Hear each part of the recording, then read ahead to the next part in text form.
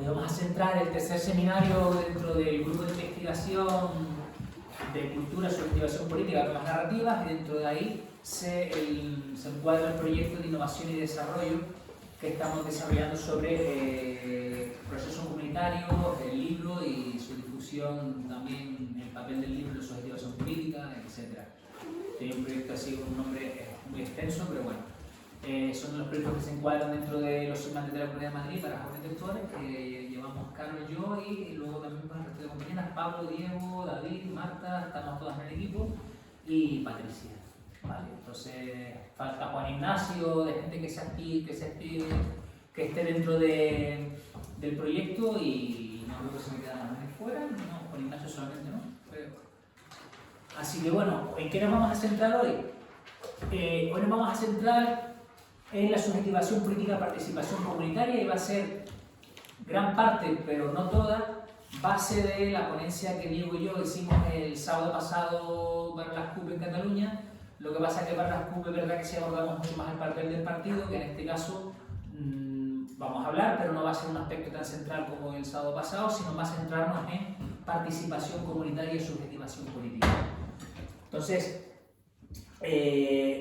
la pregunta que va a subyacer todo el rato, y es la que queremos reflexionar para el desarrollo y la implementación de proyectos en otros lugares, es cómo se ganan las comunidades.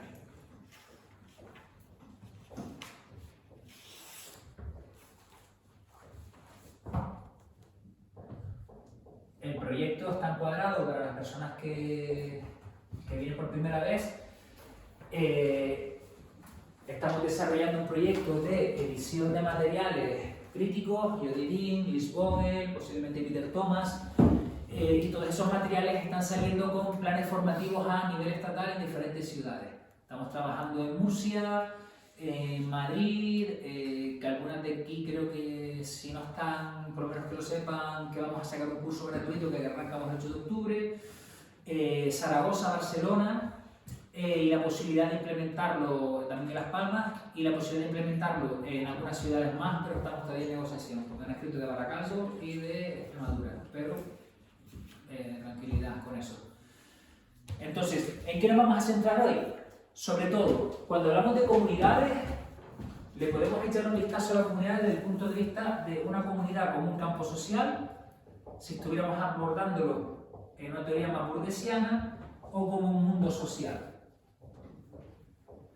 como nos propondría Howard Becker. Cuando trabajamos comunidades estamos pensando siempre, y esto es muy importante, venimos de una visión histórica de la comunidad como un elemento unitario, homogéneo, como comunidades, y nos vienen a la cabeza comunidades generalmente como entidades compactas, cuando lo que estamos asistiendo es que esas comunidades compactas, dudando que hayan existido, y eso es un elemento que la antropología trabaja mucho. La cultura no es nunca un elemento homogéneo y mucho menos estático. Una comunidad tampoco. Por lo tanto, las comunidades están implementadas por campos sociales, en un sentido burguesiano, donde hay diferentes colectivos, y eso sería una posibilidad de verlo, de análisis, donde los podemos ver como colectivos que están, esta sería la imagen, ¿no? Como utiliza Bourdieu, como grupos sociales que encuentran zonas que comparten, que se llaman ecotonos, donde se disputan, y hay una lucha de clasificaciones entre diferentes grupos sociales. Y esta sería una posibilidad. En el otro, en una visión más institucional, la de Howard Becker, ve las comunidades ya desde el punto de vista más como un mundo social donde la cooperación es importante. Para que un mundo social funcione, se necesita la cooperación de ese mundo social, de las instituciones y los diferentes elementos. Howard Becker lo hace esto para analizar el arte y analizar esa cooperación como parte para que esa comunidad funcione. Por lo tanto, las comunidades las tenemos, para verlas como punto de arranque, como un elemento cambiante y heterogéneo donde diferentes sectores sociales, ¿vale?, van a entrar en disputa o van a entrar en cooperación. Depende de la relación que tengan entre ellos o entre ellas, esas entidades o esos colectivos sociales. Y aquí podemos ver elementos más institucionales, elementos que tienen que ver más con la ciudadanía, es decir, todo eso confluye en un lugar. La cuestión está que cuando hablamos del lugar, no siempre, en la posmodernidad, no nos referiríamos siempre a un lugar físico. Podemos hablar de comunidades que no tengan por qué tener un lugar de compartimentación física, Nosotros aquí lo que queremos hacer es trabajar con comunidades, pero esas comunidades se construyen, y eso es una de las claves de la subjetivación, de afuera hacia adentro. Si la subjetivación política son los elementos de cómo el sujeto va subjetivándose, va constituyendo su personalidad en diferentes instancias de fuera hacia adentro, como diría Foucault, como un pliegue de la afuera, las comunidades también se conforman de fuera hacia adentro. Donde lo que nos encontramos en el momento de la posmodernidad es sobre todo la implementación, o lo que tiene esto, el impacto que tienen los mass media, los medios de comunicación, y cómo conforman en diferentes instancias, y muchas veces ya no es la comunidad del siglo XIX, en la cual la experiencia directa es la que conforma la experiencia del sujeto, sino que el sujeto tiene una experiencia mediada por algo. Y esa experiencia mediada por algo le hace ver el mundo haciéndole creer que es la visión unitaria o la visión propia que tiene esa persona, cuando realmente es una visión que siempre se conforma de afuera hacia adentro. Esto, en uno de los textos clásicos de Walter Benjamin, yo lo avisaba cuando estaba avisando del shock. Eso es algo que hemos trabajado aquí mucho, por ejemplo. Cuando Walter Benjamin pasea y habla del flaner y está hablando del París de fines del 19, nos está avisando de aquí pasa algo en las marquesinas, y es la publicidad. Dice, el sujeto va a estar en un estado de shock por la masiva entrada, continua entrada de estímulos externos que va a encontrarse. Realmente en el momento histórico actual que estamos, en muchas de esas comunidades estamos en esa cultura de shock, donde esas sociedades que la antropología a comienzos del siglo XX nos quería vender como algo prístino, como algo que no había tenido un contacto con afuera, estamos viendo que si alguna vez existieron esas comunidades prístinas, ya no se dan, no se desarrollan. Son comunidades que están conformadas en unas relaciones continuas, que, repito, no tiene que ser una experiencia directa. Si nosotros vamos a un texto clásico de la antropología como los Nuer, estamos viendo que los Nuer u otros sí que tienen un encuentro, una experiencia directa con otras comunidades, con otras tribus, y a partir de ahí se conforman con fusión, fisión, y está hablando ahí Evans Pritchard de diferentes modos de acercar o construir esa comunidad. Lo que nos encontramos ahora en este momento histórico es que no hace falta tener una experiencia directa para conformar o para construir esa comunidad. Aquí lo que queremos entonces entender es que en esas comunidades el elemento clave que tenemos que ver, y que todo sistema social tiene, es el elemento de la reproducción. Toda la comunidad, todo colectivo se conforma, y lo importante, como todo sistema económico, se diseña, y el punto clave es la reproducción. Es decir, ¿por qué esto sigue en pie? ¿Por qué podemos hablar de que mañana va a continuar el sistema económico en pie? ¿Por qué podemos hablar de que el sistema hegemónico se puede mantener? Porque hay un elemento de reproducción. Todo sistema económico tiene, por lo tanto, una construcción de relaciones sociales. Lo que nosotros proponemos es que tengamos que verlo desde dos puntos de vista. Desde un lado, la subjetivación política, es decir, cuando queremos abordar el trabajo en comunidades desde el punto de vista que lo queremos afrontar en el proyecto es qué tipo de sujeto político queremos que habite en estas comunidades, hacia dónde queremos acercarnos, y de otro lado, cuál es el proyecto político colectivo en el cual se conforma este sujeto político. De modo que se da lo que Paulo Freire llama yo cambio mi realidad, cuando lo enuncia, tanto en cuanto que yo me transformo, transformando esa realidad. Nadie se transforma solo, todo el mundo se transforma en comunidad, pero al mismo tiempo nadie puede transformarse en lugar del otro. De modo que se da una especie de paradoja. Yo me voy transformando tanto en cuanto transformo esa realidad social. Si no transformo esa realidad social, yo tampoco me transformo. Lo que está haciendo Paulo Freire es tener una lectura ya bastante orgánica de lo que significa esa superestructura. No hay unas relaciones materiales, y hay un edificio en el cual arriba hay una superestructura que es el aparato ideológico, y estaremos hablando de las instancias legislativas, las instancias educativas y otras económicas, sino que están mezcladas desde un punto de vista orgánico.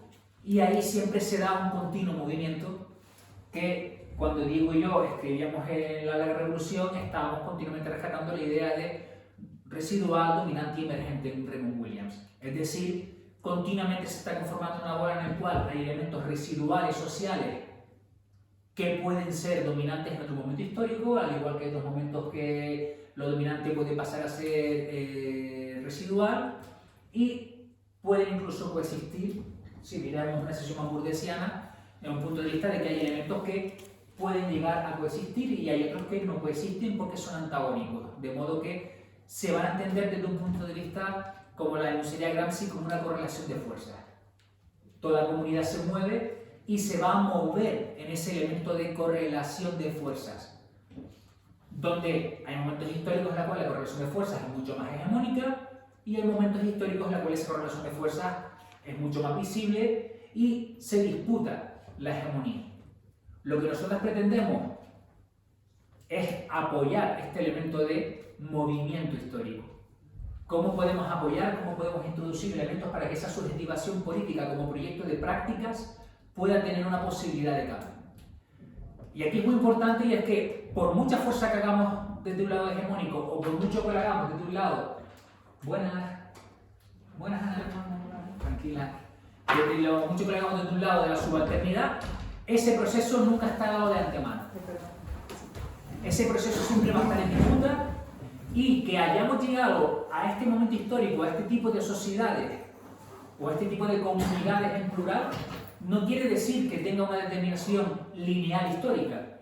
Quiere decir que se han hecho una serie de esfuerzos, ¿vale? Y sí que hay una potencialidad para llegar a un momento histórico como este, pero no viene determinado de antemano.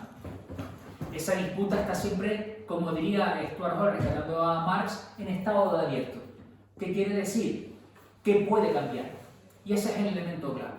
Estamos trabajando en un momento histórico en el cual posiblemente estamos viendo una oleada reactiva también a nivel estatal, y si nosotros vamos a nuestras comunidades, la que estemos trabajando, incluso podemos visitar varias comunidades. En mi caso tengo contacto mucho con Canarias, otra con Madrid. También en Madrid no es una comunidad cerrada homogénea, sino que nos movemos en diferentes círculos, en diferentes comunidades, por eso hablamos de comunidades en plural. Y es cierto que estamos viviendo una ola reaccionaria, que también la podemos notar. Sin embargo, es más que recomendable nunca entender esa subjetivación política como un movimiento esencialista. Bueno, como siempre digo en formato de humor, estaría muy bien si estamos leyendo la metafísica de las costumbres de Kant, que es un texto en el cual dice los españoles son así, los alemanes son así, los prusianos son así, mejor dicho, como elementos esenciales, que parece que estamos leyendo el Buscón, ¿no? Los españoles son siempre los bribones que buscan no pagar, no sé qué. Eso sería una visión esencialista de la realidad. Lo que pretendemos es hablar de una visión de esa realidad cambiante. Y uno de los elementos por los que queremos apostar está en que si introducimos en ese mundo social elementos diferentes, posiblemente se pueda mover esa realidad social, esa realidad histórica, hacia otro lugar diferente al cual consideramos que se está moviendo. No negamos la teoría del cambio en ese sentido, obviamente vamos a cambiar, pero que cambiemos a una situación o una instancia mejor de la que pensábamos es diferente. ¿Vale? Cuando se nos decía en la pandemia esto de que saldremos de esta mucho mejor, hemos visto que no se cumple ese elemento. Aunque salgamos a aplaudir a las 8 de la tarde a las enfermeras, a las médicas, a los médicos y todo, no cambiamos a una realidad mejor.